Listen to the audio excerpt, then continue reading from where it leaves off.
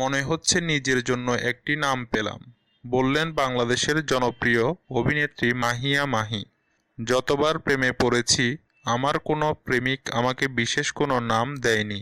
এখন যিনি আমার স্বামী, তিনিও আমাকে বিশেষ কোনো নামে ডাকেন না।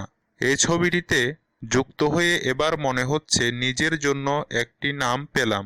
ময়না ছবির পরিচিত অনুষ্ঠানে কথাগুলো বলেছেন জনপ্রিয় চিত্রনায়িকা মাহিয়া মাহি। শনিবার সন্ধ্যায় বনানীর একটি রেস্তোরাঁয় অনন্য মামুন পরিচালিত ময়না ছবির সংবাদ সম্মেলন অনুষ্ঠিত হয়।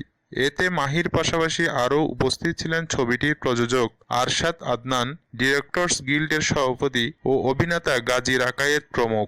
অনুষ্ঠানে ময়না ছবির নায়িকা মাহি জানান, অনেক স্বাদের ময়না কিংবা পোড়ামন ছবিগুলোতে গ্রাম্য তরুণীর চরিত্রে রূপদান করে দর্শকপ্রিয়তা পেয়েছেন তিনি। নতুন ছবির ময়না চরিত্রটি বেশ আধুনিক। সব মিলিয়ে এটি তার অন্যতম সেরা কাজ হবে বলে মাহির বিশ্বাস।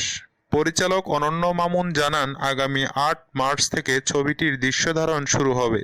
অনুষ্ঠানে মাহির নায়ক কে হবেন সেটা জানানো হয়নি, তবে গুঞ্জন উঠেছে যে কলকাতার নায়ক সোহম অভিনয় করবেন মাহির বিপরীতে।